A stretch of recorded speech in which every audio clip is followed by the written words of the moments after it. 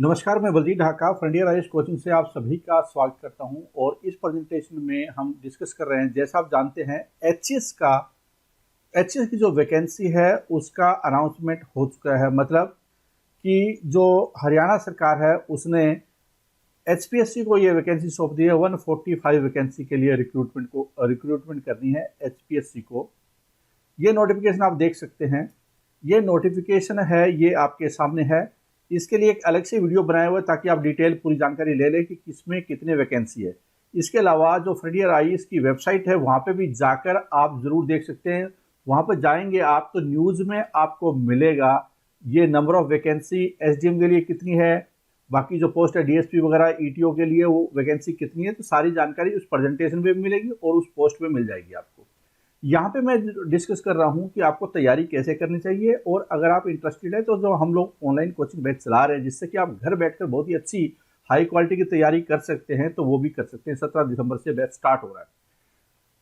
Exam कभी भी हो सकता है, एग्जाम है वो अप्रैल मई जून में कभी भी हो सकता है। फॉर्मल अनाउंसमेंट एचपीएससी की तरफ से होनी है। हरियाणा सरकार ने अपनी रिक्वायरमेंट दे दी है जो कि कोरोना की वजह से रुकी हुई थी, लेकिन अब कभी भी 5-7 दिन में, 1 हफ्ते में, 2 हफ्ते में, 3 हफ्ते में ये वैकेंसी है और नोटिफिकेशन है पूरा आपके सामने भी होगा। ये जो इंटरनल नोटिफिकेशन जो आपको सामने बताया है इससे आपको ये पता चल गया होगा जो कि 14 दिसंबर को ये नोटिफिकेशन जारी हुआ है हरियाणा सरकार से, सेक्रेटरी से एचपीएससी को। ठीक है, अब मैं पूरी जानकारी बता देता हूँ। हाँ, इससे पहले मैं आपको बताऊं कि अगर आप कोई भी जानकारी लेना चाहते हैं एचएस से रिलेटेड तो आपको क्या करना है, हमारी वेबसाइट पे जानी है। baljeetdhaka.com ये हमारी वेबसाइट का नाम है, नीचे डिस्क्रिप्शन में लिंक भी दिया हुआ है। वहाँ पे जाने के बाद में आपको एचसीएस पे जाकर आप किसी भी तरीके की जानकारी ले सकते हैं। बहुत टाइप की आपको इन्फॉर्मेशन वहाँ पे मिलने वाली है। जैसे कि एग्जाम्पल के तौर पर कि प्रीवियस ईयर पेपर अगर आपको देखने हैं कि किस तरह के आते हैं तो आपको यहाँ पे मिल जाएंगे। आप इस पर क्लिक करेंगे तो ये वाली चीज़ें आपको नजर आएगी और भी बहुत सारी अपडेट हम लोग इसमें करने वाले हैं। ठीक है, एचसीएस के प्रीलिम्स के पेपर है, प्रीलिम्स का सीसेट पेपर है या मेंस के हिंदी कंपलसरी, जो भी गाइडेंस से रिलेटेड काफ़ी वीडियो आपको नजर आएंगे। अगर आप यहाँ पे देखेंगे तो बहुत सारे जो भी मैं यूट्यूब पे वीडियो बनाता हूँ वो आपको यहाँ पे भी नजर आ जाएगा। ठीक है, इसके अलावा एजुकेशन क्वालिफिकेशन है या डीएसपी अगर आपको बनना है तो इसके लिए डीएसपी के लिए जो फिजिकल कंडीशन है वो क्या होती है वो भी आप सारी देख सकते हैं। इसके अलावा सिलेबस वगैरह देख रहे हैं, मेंस का सिलेबस, प्रीलिम्स का सिलेबस, आपको ऑप्शनल एक ऑप्शनल सब्जेक्ट लेना होता है उसका सिलेबस वगैरह सारा आपको यहाँ पे मिलेगा। आने वाले टाइम में यहाँ पर करंट अफेयर्स वगैरह बहुत सारी चीज़ें आपको मिलने वाली है। Haryana current affairs, Haryana GK, इस तरह की चीज़ें ये साइट आपको एक कंप्लीट सॉल्यूशन प्रोवाइड करेगी। तो ये आपके लिए जानकारी थी। इसके अलावा जैसे मैंने आपको बताया बहुत सारी जो गाइडेंस के वीडियो है सर वो आप देख सकते हैं कि पूरी जनरल स्टडी का जो पिछली साल का पेपर है उसका एनालिसिस का वीडियो मिलेगा आपको। ये सारी जानकारी आप वहाँ पे ले सकते हैं। बुक्स कौन कौन सी आपको पढ़नी चाहिए, एग्जाम पैटर्न क्या होता है, जीएस पेपर एनालिसिस, मेंस के पेपर एनालिसिस, हिंदी के पेपर, इंग्लिश के paper, public administration, SPSC UPSC के बीच में क्या फ़र्क होता है, वर्किंग पर्सन के लिए कैसे अपना टाइम निकाल सकते हैं, टाइम को बेटर मैनेज कर सकते हैं, ज्योग्राफी ऑप्शनल, मैथ सीसेट के लिए कैसे पढ़ें, क्योंकि मैथ हालांकि सीसेट क्वालिफाइंग है लेकिन क्वालिफाई होना भी बहुत इंपॉर्टेंट चीज़ होगी, हिस्ट्री का पेपर, बाकी सारी चीज़ें आप इसमें देख सकते हैं। चलो आगे चलते हैं। मैं उम्मीद करता हूं कि बहुत सारे बच्चों ने ये स्टार्ट कर दी होगी तैयारी एचसीएस की, काफ़ी पहले तैयारी कर दी होगी, क्योंकि सिविल सर्विसेज की तैयारी होती है वो नोटिफिकेशन का वेट नहीं होता, वो कंटिन्यू तैयारी होती है। लेकिन कुछ बच्चे क्या हमेशा वेट करते हैं, लेकिन फिर भी क्या है कि देर आए दुरुस्त आए। अगर अभी भी स्टार्ट करें तो भी मौका है, 4-5 महीने आपके सामने है, 5-6 महीने में आप अच्छी परफॉर्मेंस दें और अच्छी तैयारी करें तो इसमें भी आपकी संभावना काफ़ी है। उन स्टूडेंट्स को जो कि पहले तैयारी कर रहे थे लेकिन इतनी गंभीरता के साथ नहीं कर रहे थे उनको कैच कर सकते हैं। अगर आप इमीडिएटली स्टार्ट करते हैं तो आपको ये कॉन्फिडेंट महसूस करेंगे, हायर चांस ऑफ रिवीजन हो जाता है और अपने टाइम को आप बेटर मैनेज कर सकते हैं, क्योंकि जितना लंबा आपके साथ आपके पास में समय होगा उतना ही आप रिवीजन और टेस्ट वगैरह बेटर ढंग से मैनेज कर सकते हैं। कई बार क्या होता है जब टेस्ट देते हैं तो आपको पता चलता है कि जो आपने थ्योरी पढ़ी थी वो सीरियसली नहीं पढ़ी थी या इस पर्सपेक्टिव से नहीं पढ़ी थी कि आप एमसीक्यू फॉर्मेट में आंसर दे पाए। हो सकता है आपको बहुत बड़ा नॉलेज हो। कई बार क्या होता है कि किसी बच्चे को नॉलेज बहुत अच्छा होता है लेकिन वो एमसीक्यू फॉर्मेट में परफॉर्मेंस नहीं दे पाता, या वो मेंस में जो राइटिंग स्किल्स है उसमें परफॉर्मेंस नहीं दे पाता, लेकिन नॉलेज बहुत अच्छा है। मतलब फैक्चुअल इतनी चीज़ें इमीडिएटली उसको याद नहीं होती या गलती कर देता है। तो वो कब पता चलता है जब आप एमसीक्यू फॉर्मेट में जाते हैं थ्योरेटिकल से। थ्योरी इसलिए जरूरी होता है समझना क्योंकि इससे कॉन्सेप्ट समझ में आ जाता है। अगर राष्ट्रपति का इलेक्शन कैसे होता है, प्रधानमंत्री का इलेक्शन कैसे होता है, पार्लियामेंट क्या होती है, लोकसभा क्या होती है, राज्यसभा क्या होती है, ऐसी हिस्ट्री वगैरह में, तो ये चीजें समझना तो जरूरी है। लेकिन सिर्फ ये चीजें समझ में आ जाए और उसके बाद आप अच्छा स्कोर कर दे, ऐसा कोई जरूरी नहीं है। इसके लिए एमसीक्यू के लगातार प्रैक्टिस करना बहुत ज्यादा जरूरी हो जाता है, क्योंकि एक एक नंबर की वजह से आप आगे पीछे रैंक काफी ज्यादा हो जाती है। कई बार बच्चे क्या करते हैं कि मान लो 130 कट ऑफ गई तो बोलते हैं मेरा तो 128 ही था, तो भाई फेल है तो फेल है। इसके लिए आप इसका अचीवमेंट नहीं मान सकते, भले ही एक नंबर से 0.25 से रह गया हो। तो बेटर ये है कि अभी समय है, इस पे आप इमीडिएटली एक्शन लेते हुए जो एक दो नंबर का डिफरेंस है वही एक्चुअल में मेन डिफरेंस को आपको बीट कर रहे हैं। जिनके 50-60 नंबर आ रहे हैं वो तो मंजिल से ही काफी दूर है, उनको ज्यादा मेहनत करनी पड़ेगी। ठीक है, तो आगे देख लेते हैं कि एचएस का एग्जाम होता है कि ये हरियाणा की सबसे बड़ी जॉब होती है, हरियाणा सिविल सर्विसेज, जिसमें कि एसडीएम है, डीएसपी है, इस रैंक के। और बाद में क्या होता है कि वो प्रमोशन के साथ में आईएएस वगैरह बनते हैं, डीसी है, कमिश्नर है, ये सारे वो बन सकते हैं। इस एग्जाम की कौन तैयारी कर सकता है? इस एग्जाम का कोई भी तैयारी कर सकता है जो कि ग्रेजुएट है और 21 साल से लेकर 42 साल है, मतलब मिनिमम एज 21 साल और मैक्सिमम एज 42 साल जनरल कैटेगरी में। इसके अलावा जो रिजर्वेशन होती है, स्टेट के लिए रिजर्वेशन माना जाता है। जैसे कि अगर कोई एससी है तो 5 साल की रिजर्वेशन, ओबीसी है 3 साल की, ओबीसी ए बी इस तरह से रिजर्वेशन होती है। वो आप देख सकते हैं, बीसी ए बीसी बी जैसे दूसरे एग्जाम में होती है, वो आपको अपने हिसाब से आप देख सकते हैं। इसके बाद आप ये जो बच्चे दूसरे किसी स्टेट के जैसे राजस्थान के हैं, यूपी के हैं, दिल्ली के, क्या वो अप्लाई कर सकते हैं? कई बार ये क्वेश्चन पूछा जाता है। हाँ, वो बिल्कुल अप्लाई कर सकते हैं। फर्क क्या होता है कि मान लो कोई एससी है राजस्थान से, तो उस हरियाणा में वो जनरल कैटेगरी में काउंट होगा, रिजर्वेशन नहीं मिलती। और जो फीस में नोटिफिकेशन जो अप्लाई करते हैं उस टाइम में फीस लगती है 1000-1100 के आसपास आमतौर पर फीस होती है। तो वो जो जनरल कैटेगरी की फीस होती है उसमें आपको अप्लाई करना होता है। एज लिमिट मैंने आपको बता दिया, 21 साल से 42 साल के बीच में आप इसकी तैयारी एग्जाम दे सकते हैं। एजुकेशन क्वालिफिकेशन क्या है? कोई भी ग्रेजुएट, चाहे उसने बीए किया हो, बीकॉम किया हो, बीएससी किया हो, बीटेक किया हो, एमबीबीएस किया हो, बीडीएस किया हो, बीबीए हो, होटल मैनेजमेंट हो, कोर्सपोंडेंस हो, या किसी भी तरीके से हो, बस फर्क यह है करना क्या है कि किसी यूनिवर्सिटी, मान्यता प्राप्त यूनिवर्सिटी से वो ग्रेजुएट होना चाहिए, चाहे वो किसी तरीके से हो। एग्जाम 3 स्टेजेस में होता है। प्रीलिम्स होता है, पहले मेंस होता है, फिर उसके बाद में इंटरव्यू होता है। प्रीलिम्स का मकसद ये होता है कि वो स्क्रीनिंग होता है, मतलब कि मान लो 150, क्योंकि अभी 150 जो वैकेंसी हरियाणा सरकार ने दी है एचपीएससी को, जिसके लिए एग्जाम कंडक्ट करवाना है, तो 150 इंटू 15 अगर आप कर देते हैं, 145 वैकेंसी इंटू 15, ये इतने कैंडिडेट है, मतलब जितने वैकेंसी होता है उसका 15 गुना मेंस में पहुंचेंगे। और मेंस में जो स्कोर आएगा, एक्चुअल में मेंस ही मेन होता है, तो जो मेंस एग्जाम में स्कोर आएगा वही मेरिट में काउंट होता है, और इंटरव्यू और मेंस को मिलाकर टोटल फाइनल मेरिट बनती है। तो जो प्रीलिम्स का स्कोर होता है, इससे क्या होगा, आपको बहुत अच्छा स्कोर करना है जिससे कि मेंस में पहुंच जाए। तो जब आप एक बार मेंस में पहुंच जाते हैं तो प्रीलिम्स का जो स्कोर होता है वो काउंट नहीं होता। तो आपका 130 आया हो, 180 आया हो, वो सब बराबर हो जाते हैं, बशर्ते कि आपने क्वालिफाई कर लिया। मतलब कि ये स्क्रीनिंग टेस्ट है, क्वालिफाइंग है। क्वालिफाइंग का मतलब ये नहीं कि वो 33% वाला कोई भी सारे क्वालिफाई हो जाएंगे, या जैसे एस्टेट होता है 60% आ गए तो एस्टेट क्वालिफाई, ऐसा नहीं है। यहाँ पे जितनी वैकेंसी है उसका 15 टाइम्स कैंडिडेट है वो मेंस में जाएंगे, इसलिए आपकी परफॉर्मेंस यहाँ पे होना बहुत जरूरी है।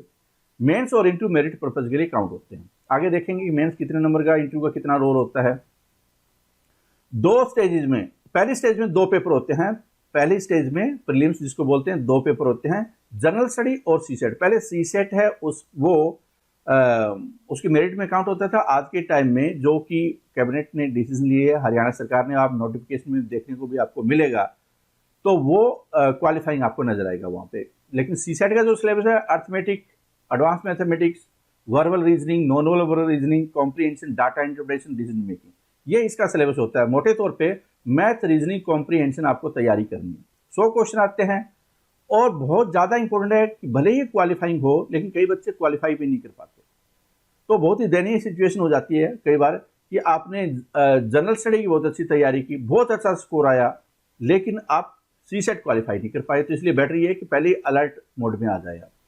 जो जनरल स्टडी है वो सारी चीजें पूछी जाती है। जनरल स्टडी जैसा नाम इंडिकेट करता है, इसका सिलेबस बहुत ज्यादा वास्ट होता है और इसकी कोई लिमिट नहीं होती। कोई भी ये नहीं बोल सकता कि मैंने पढ़ा है तो 100% वो आ गया, ऐसा नहीं होता। 65% 70% एक स्कोर बहुत अच्छा होता है, आप इसमें क्वालिफाई कर लेते हैं। मेरा कहने का मतलब ये हुआ कि इसकी कोई लिमिट नहीं। हिस्ट्री पढ़िए, हो सकता है आपसे आपने पूरी हिस्ट्री पढ़ ली और कोई ऐसी चीज पूछी जाए जो कि आपने कभी ध्यान ही नहीं दिया हो। तो इसलिए बेटर ये है कि आपको सारे सब्जेक्ट आप अक्सर पढ़ने चाहिए।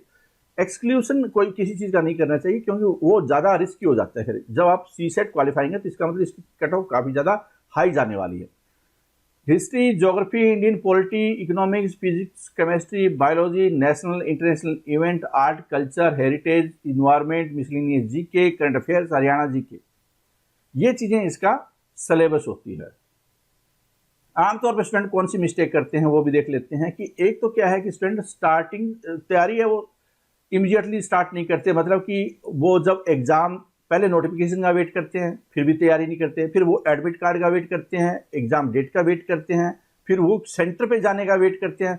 उनका टाइम ऐसे निकल जाता है और इनका कोई इलाज भी नहीं है ऐसे स्टूडेंट्स का। दूसरा है कि वो आसान चीज़ों पर फोकस करते हैं, जैसे हरियाणा जीके पढ़ते रहेंगे। हरियाणा जीके से कोई सिलेक्शन नहीं होने वाला है। हरियाणा जीके तो 8-10 नंबर का आता है और बहुत आसान होता है, कोई भी कर लेगा, एक हफ्ते में कर लिया जाएगा, या हफ्ते 2-3 दिन में ही काफ़ी है। जो बच्चा इंटेलिजेंट होगा वो कर लेगा। तो मोटा तौर पे क्या है, जो कोर सब्जेक्ट होते हैं ना, जैसे हिस्ट्री है, ज्योग्राफी है, पॉलिटी है, इकोनॉमिक्स है, साइंस है, इस पे बहुत तगड़ी कमांड आप कर लें और एमसीक्यू बहुत सारे करें। नॉट डूइंग एनफ प्रैक्टिस, होता क्या है, राइटिंग प्रैक्टिस नहीं करते। राइटिंग का एग्जाम है ये, प्रीलिम्स क्वालिफाई कर लिया, उसका कोई भी मतलब नहीं है, कोई जॉब नहीं लगने वाली है जब तक कि मेंस का एग्जाम क्वालिफाई नहीं हो। और मेंस ही एक्चुअली में मेन है। अगर बहुत सारे बच्चे क्या है करते हैं कि प्रीलिम्स में बहुत अच्छा स्कोर लेंगे, लेकिन प्रैक्टिस नहीं थी, पहले इंटीग्रेट नहीं किया, स्टार्टिंग से तैयारी नहीं की, तो मेंस में वो परफॉर्म नहीं कर पाते, क्योंकि वो प्रैक्टिस नहीं कर पाते, नॉलेज की तरफ भागना स्टार्ट कर देते हैं। ये नॉलेज का नहीं है, राइटिंग स्किल्स का एग्जाम हो जाता है मेंस पर। इंपॉर्टेंस ऑफ सी सेट, कई बार क्या होता है कि सी सेट को इतना नजरअंदाज करते हैं, ये क्वालिफाई है, ये हर बच्चा इसमें फिर भी क्वालिफाई नहीं होगा, क्वालिफाइंग में भी, तो इस पे इसको नजरअंदाज न करें। Not able to make daily schedule, अब क्या होता है, रूटीन बनाना बहुत ज्यादा इंपॉर्टेंट हो जाता है। कई बार जोश आता है, आपके सामने 145 वैकेंसी नजर आ रही है, काफी ज्यादा वैकेंसी है वो एसडीएम की इस बार, तो इतनी ज्यादा वैकेंसी एसडीएम की, और उसके बाद नोटिफिकेशन आपके सामने 145 वैकेंसी आपके सामने टोटल, जोश आया, स्टार्टिंग में तैयारी कर दी, 1 महीने से बहुत अच्छी तैयारी की, उसके बाद ढीले पड़ गए। तो ऐसा नहीं होना चाहिए, कंटिन्यूटी होना बहुत ज़्यादा जरूरी है। जैसे होता है ना, पतला होने के लिए लगातार आपको जिम या वर्जिश करना जरूरी होता है, सुबह उठना जरूरी होता है, तो वैसे ही क्या है कि आप ये नहीं है कि एक हफ्ता तो बहुत जो जिम में गए और आपने बहुत मेहनत की और पता चला एक हफ्ते के बाद में कि आप बेड पे पड़े हैं, यहाँ से दर्द हो रहा है, वहाँ से दर्द हो रहा है। तो इस तरह की जो चीज़ें होती है ना, क्यों लगातार नहीं और समझ नहीं पाए आप, तो इसलिए दिक्कत आएगी। Distraction, social media, YouTube, court cases, ये वाले आज अब जब नोटिफिकेशन 145 वैकेंसी है, तो कई बच्चों का ध्यान तो इस चीज में कि वहां पे सर्च कर रहे हैं, वहां पे सर्च कर रहे हैं, इस यूट्यूब पे जा रहे हैं, इस वेबसाइट पे जा रहे हैं, इस फेसबुक पे पेज पे जा रहे हैं, तैयारी नहीं कर रहे। ऐसा बहुत होता है, फालतू की ड्रामेबाजी में फुल टाइम वेस्टेज। किताब उधर से ला रहे हैं, कोई किताबों की दुकान पे जा रहा है, कोई पता नहीं क्या कर रहा है, और एक्चुअल में क्या तैयारी नहीं कर रहा। बस तैयारी करने के अलावा सब कुछ हो रहा है, लेकिन तैयारी नहीं हो रही है। Too much focus on Hindi medium and not trying to understand the importance of English. कई बच्चे ऐसे भी होते हैं, इंग्लिश से नफरत करते हैं, लेकिन एसडीएम बनना चाहते हैं, आईएएस बनना चाहते हैं, ऑफिसर बनना चाहते हैं, इंग्लिश से नफरत करते हैं। तो ऐसा क्यों? बच्चों को इंग्लिश मीडियम के स्कूलों में पढ़ा रहे हैं, लेकिन खुद क्या है कि हिंदी मीडियम से सारी चीजें करने की कोशिश करते हैं। मुकाबला इंजीनियर के साथ में भी है, डॉक्टर्स के साथ में भी है, साइंस स्टूडेंट के साथ में भी है, इंग्लिश मीडियम के साथ में भी है। रिजल्ट आपको जरूर सोचना चाहिए कि हिंदी भी पढ़ें तो इंग्लिश बहुत अच्छी कर लें, ज्यादा टाइम नहीं लगता। सिर्फ ये भ्रम होता है, इससे साइकोलॉजिकल है, ये कोई भी इंग्लिश इंप्रूव कर सकता है, इसमें कोई दो राय नहीं। तो इसका चेप ना हो हिंदी के, इंग्लिश पे भी फोकस करें, वरना साइंस वाइंस उधर उधर हो जाएगी। Not able to integrate prelims and mains properly preparation, दोनों को इंटीग्रेट करने की आवश्यकता है। सिलेबस में इतना डिफरेंस नहीं है जीएस के सिलेबस में, लेकिन राइटिंग में जो स्किल्स होती है ना, कॉन्सेप्ट अंडरस्टैंडिंग, वो चीजें होना बहुत जरूरी है। मुद्दे अंडरस्टैंड करना बहुत ज़रूरी है। तो मुद्दे अंडरस्टैंड करने के लिए the Hindu, the Indian express, अगर आप अखबार लगातार पढ़ रहे हैं तो आपको चीज़ें समझ में बेटर आ रही होगी, कॉन्सेप्ट बिल्ड हो रहे हैं। वो सिर्फ राइटिंग प्रैक्टिस करनी है आपको मेंस के लिए। जनरल स्टडी के 100 क्वेश्चन होंगे, सी सेट के भी 100 क्वेश्चन होंगे, 200 नंबर का पेपर होगा। सी सेट क्वालिफाइंग है, जनरल स्टडी के 100 क्वेश्चन और 100 नंबर, और 0.25 नेगेटिव मार्किंग। तो नेगेटिव मार्किंग भी होती है दोनों पेपर में, 2-2 घंटे के पेपर होते हैं। जनरल स्टडी में आमतौर पे कोई 2 घंटे में आप बहुत सारे कर देंगे स्टूडेंट, अगर आता है तो ठीक है, नहीं आता है तो भी ठीक है। सी सेट में क्या होता है कि अगर आपकी प्रैक्टिस नहीं है तो 2 घंटे भी आपको कम पड़ सकते हैं।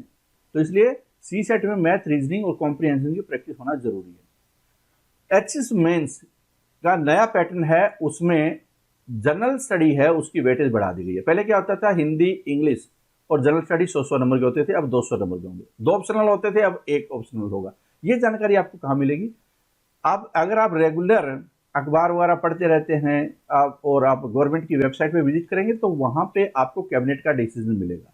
फिर भी क्या है कि अगर आप ये चीज़ नहीं देख पा रहे हैं तो हमारी वेबसाइट पे जाकर आप, जो फ्रंटियर आइज की वेबसाइट मैंने आपको बताई थी, वहाँ पे भी आपको ये सारा नोटिफिकेशन मिल जाएगा न्यूज़ अपडेट के मामले में, तो आप वो ज़रूर देख सकते हैं।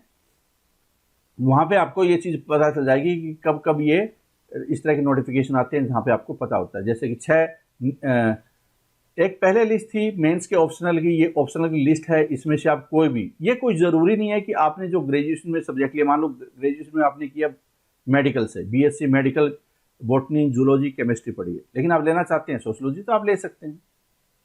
कोई भी सब्जेक्ट आप ले सकते हैं जो लिस्ट दी हुई है उसमें से। इसके अलावा जो 6 सब्जेक्ट और है बाद में जो ऐड किए गए हैं एज पर यूपीएससी पैटर्न, तो वो भी आप हमारी वेबसाइट पे जाकर देख सकते हैं। बुक्स है, आप अगर पढ़ना चाहते हैं 2 तरीका है। एक तो क्या है, प्रोफेशनल कोचिंग की हेल्प लेकर तैयारी कर सकते हैं, खुद भी तैयारी कर सकते हैं। 2 तरीके हैं। खुद में क्या होता है, आपको मेहनत ज़्यादा करनी पड़ेगी, आपको रिसोर्सेज खुद इकट्ठे करने हैं, आपको अपने हिसाब से मैनेज करना है, एक ये तरीका है। दूसरा क्या है कि आप प्रोफेशनल कोचिंग की हेल्प ले सकते हैं, वहाँ प्लेटफॉर्म मिलेगा आपको, वहाँ टेस्ट मिलेंगे आपको, वहाँ पे शेड्यूल मिलेगा, वहाँ वीडियो मिलेगा, पीडीएफ मिलेगा, वहाँ कंटेंट मिलेगा। आपका काम सिर्फ पढ़ना है। अगर मैं सिंपल भाषा में समझाऊं तो जो कटिंग है आप खुद कर सकते हैं, अपने बालों को खुद काट सकते हैं। दूसरा तरीका क्या है, आप किसी दुकान में, जैसे सैलून में जाकर, नाई की दुकान में जाकर वहाँ से कटवा सकते हैं। आप कौन सा चूज करते हैं, खुद भी काट सकते हैं और नाई की दुकान भी कर सकते हैं। कपड़े खुद भी सिल सकते हैं, टेलर से भी सिलवा सकते हैं। तो ये काम क्या है कि प्रोफेशनल कोचिंग है, तो वो उनसे भी आप करवा सकते हैं। क्या कंटेंट, आपको high quality content, test series, test वगैरह, ये फ्रंटियर आई से इस तरह की कोई कोचिंग आपको प्रोवाइड कर देंगे। दूसरा तरीका ये मैं आपको बता रहा हूँ कि ज्योग्राफी की 4th क्लास से लेकर, 4th नहीं तो 6th क्लास जरूर आप मान सकते हैं इसको, 6ठी से लेकर 12वीं क्लास में, क्योंकि आजकल 4th 5वीं में भी अच्छी चीज़ें आ जाती है, तो वो एनसीईआरटी आप पढ़ सकते हैं। Geography of India by Majid Hussain, ये स्टैंडर्ड किताबें जो कि अक्सर सिविल सर्विसेज की तैयारी करते हैं वो सारे ही पढ़ते हैं। World geography by Majid Husain, certificate physical and human geography, G C Leong, Oxford school atlas. तो जो बच्चे सिविल सर्विसेज की तैयारी करते हैं, क्योंकि यूपीएससी वाले भी सारे पेपर देंगे, आरएस की तैयारी कर रहे हैं वो भी ये पेपर देंगे, एचएस की तैयारी कर रहे हैं वो तो देंगे ही देंगे। तो कहने का मतलब है कि स्टैंडर्ड किताबें जो है वो आपको तो पढ़नी ही चाहिए। इसके अलावा जैसे हिस्ट्री की बात करें, ancient R S Sharma, medieval India by Satish Chandra, modern history Bipin Chandra, spectrum, ये किताब आती है पतली सी लेकिन बहुत ही फैक्ट बेस होती है। Art and culture, Nitin Singhania, NIUS government website ccrtindia.gov.in, ये आप देख सकते हैं।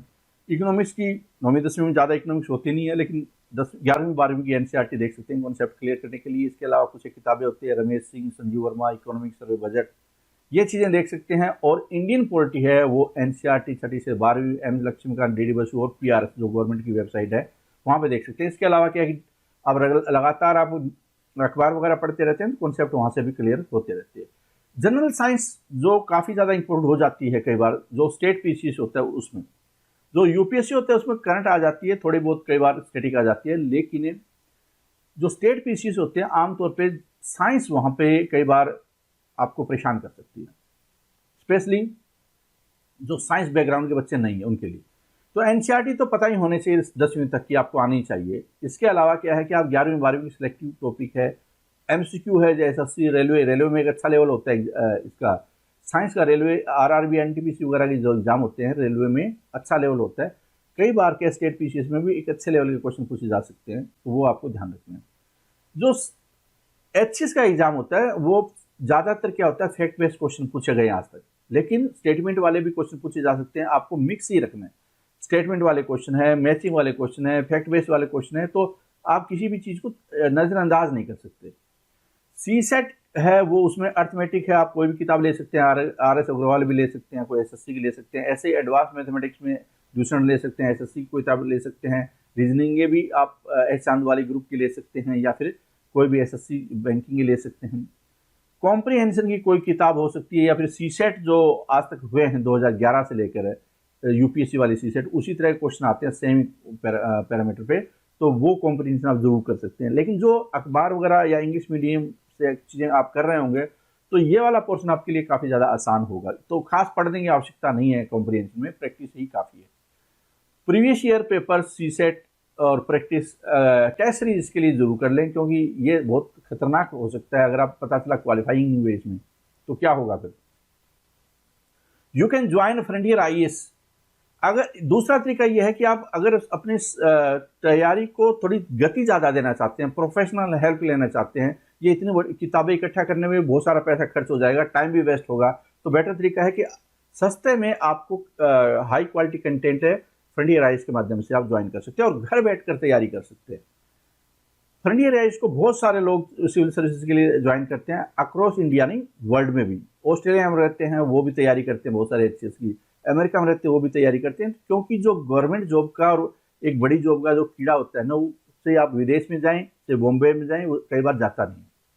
There is no need to purchase any book. अगर आप ये कोर्स ज्वाइन करते हैं तो किसी भी तरह की कोई किताब खरीदने की आवश्यकता नहीं है। कंप्लीट कवरेज जीएस सी सेट टेस्ट सीरीज की, और हर टॉपिक पे आपको वीडियो मिलेगा, हर टॉपिक पे वीडियो, हर टॉपिक पे डे वाइज शेड्यूल में पीडीएफ है, और उसके बाद में टेस्ट है, यूनिट टेस्ट है, फुल लेंथ टेस्ट है। अभी हमने टेस्ट सीरीज लॉन्च की है, उसमें 71 टेस्ट होंगे, जिसमें कि 50 टेस्ट हैं वो प्रीलिम्स से रिलेटेड है, सेक्शनल टेस्ट भी है, फुल लेंथ टेस्ट भी है। इन जो टेस्ट इस सिलेबस में है उसके अलावा टेस्ट है वो, उसके अलावा टेस्ट, तो एक्सटेंसिव कॉम्प्रीहेंशन। इसके अलावा 20,000 एमसीक्यू भी। इसका मतलब कि अगर आप 20,000 क्वेश्चन की किताबें इकट्ठी करेंगे तो लग जाएंगे 8-10 हज़ार रुपए, तो लेकिन विद वीडियो सॉल्यूशन आपको 20,000 क्वेश्चन है वो प्रोवाइड किए जा रहे हैं। तो एक्सटेंसिव कोर्स, आपका काम होना चाहिए बहुत स्पीडी के साथ तैयारी करना, ज्यादा से ज्यादा एमसीक्यू करना, ज्यादा से ज्यादा प्रैक्टिस करना। इसके लिए आपके लिए बहुत ही मददगार साबित होगा ये कोर्स। कोर्स की फी प्रीलिम्स मेंस इंटरव्यू को मिलाकर 25,000 रुपए है, अभी डिस्काउंट चल रही है, फटाफट आप ज्वाइन कर सकते हैं, क्योंकि ये फिर बढ़ जाएगी 12,500 रुपए। कैसे मिलेगा शेड्यूल, जैसे कि मान लो 17 तारीख से स्टार्ट होगा, तो जो डेट आपके सामने लिखी हुई इस तरह से आपको यहाँ पे वो डेट नजर आएगी, हर रोज जहाँ पे डेट नजर आएगी। और ये पूरा जैसे कि 3-4 सब्जेक्ट एक साथ चलते हैं, जैसे क्लास होती है, मान लो 4 घंटे की क्लास हो गई है, 3-4 घंटे की, तो आपको पहले पॉलिटी पढ़ रहे हैं, साथ में क्या है दूसरा सब्जेक्ट ज्योग्राफी पढ़ रहे हैं, आर्ट एंड कल्चर या आप हिस्ट्री या हेरिटेज पढ़ रहे हैं, और साथ में एक साइंस का सब्जेक्ट पढ़ रहे हैं, या 3 सब्जेक्ट पढ़ रहे हैं। इस तरह से आपके सामने हर रोज का सिलेबस होगा। यहाँ पे पीडीएफ होगा, वीडियो होगा, डेली टेस्ट होगा, सॉल्यूशन होगा, वीडियो सॉल्यूशन होगा। इससे क्या है कि आपके सामने सारी चीजें, कई बार क्या होता है कि आप, जैसे साइंस बहुत अच्छी तरीके से आती है, ज्यादा पढ़ने की जरूरत नहीं है, तो क्या करेंगे, पीडीएफ देख लेंगे वो काफी है। मान लो पॉलिटी आ रही है, आपको पीडीएफ देख लेंगे काफी है, तो तेज गति से आपको बनाने में, अपनी पेस को बढ़ाने में कोई दिक्कत नहीं आएगी। फिर भी कोई चीज मान लो समझ में नहीं आ रही है, बहुत बेसिक ही समझ में नहीं आ रहा है, वीडियो को आप 5 बार देखिए, 10 बार देखिए, पीडीएफ को 5 बार देखिए, 10 बार देखिए, आप टेस्ट देकर देखिए, कहीं दिक्कत आ रही है दोबारा जाइए फिर। तो इस तरह से क्या है कि आप परमुटेशन कॉम्बिनेशन करके, ऑनलाइन कोचिंग बहुत बढ़िया कोचिंग होती है क्लासरूम कोचिंग की तुलना में। नहीं तो इसमें आने जाने का टाइम खराब होता, क्योंकि आने जाने में बड़ा टाइम वेस्ट होता है, उसके बाद थकान हो जाती है, आप रेस्ट करते हैं। क्लासरूम कोचिंग में क्या होता है कि स्पीड नहीं होती, बहुत स्लो चीजें पढ़ाई जाती है, यहाँ पे बहुत फास्ट गति से पढ़ाई जाती है, और कंटेंट रिसर्च बेस्ड होता है, इसलिए आपको फटाफट इमीडिएटली सारी चीजें आपको मिल रही है। अगर आप तेज गति करना चाहते हैं तो वीडियो की गति को 2 गुना कर दीजिए, स्लो करना चाहते हैं आप स्लो कर दीजिए, तो आपके हाथ में होता है। जबकि क्लास को आप ये थोड़ी टीचर को बोल देंगे कि 2 गुना तेज गति से बोलिए या आप स्लो हो जाइए, तो ऐसा नहीं होता वहां पे, ठीक है। तो इस तरह से करके आपका पूरा सिलेबस है वो 4-5 महीने में विद टेस्ट सीरीज खत्म हो जाएगा, अगर आप मेहनत करते हैं, वरना पूरी जिंदगी खत्म नहीं होगा। यहाँ पे नोट कर लीजिए। आपको करना है कि हमारी वेबसाइट पे जाना है wazirDhaka.com, और ये फ्रंटियर आईज की वेबसाइट है, और वहां पे जाकर ये वाला कोर्स आपको ज्वाइन कर लेना है। जब आप उस पर क्लिक करेंगे तो आपको वो पेमेंट गेटवे पे ले जाएगा, वहां से डेबिट कार्ड, क्रेडिट कार्ड और नेट बैंकिंग जो भी आपका पेमेंट मेथड है, जैसे अमेजन का होता है वैसे ही इसमें मेथड आपको मिलेगा, वहां से आप पे कर सकते हैं। अगर आपको कोई दिक्कत या कोई चीज़ पूछना चाहते हैं तो यहाँ पे इस नंबर पे ये व्हाट्सअप है, और वेबसाइट के ऊपर भी आपको जो लाइव चैट है उसका ऑप्शन मिलेगा, वहां से भी आप हमारे जो रिप्रेजेंटेटिव उनसे बात कर सकते हैं। ये वेबसाइट है, और ये क्या है, ईमेल आईडी, अगर कोई दिक्कत है आप यहाँ पे भी ईमेल डाल सकते हैं। तो उम्मीद करता हूँ कि इस बार आपको सिलेक्शन 100% लेना है, और ज़्यादा सपने नहीं लेने, इमीडिएटली एक्शन लेना है, तैयारी करने का। तैयारी स्टार्ट करेंगे, तैयारी करेंगे तो रिजल्ट भी आएगा। सोचते रहेंगे कल से करूंगा, परसों से करूंगा, तो कुछ नहीं होने वाला है। ठीक है, फिर वो और तैयारी कर जाएंगे लोग। आप एडमिट कार्ड का फिर वेट करना। ठीक है, उम्मीद करता हूं कि बात सारी समझ में आई होगी। इस प्रेजेंटेशन में इतना ही।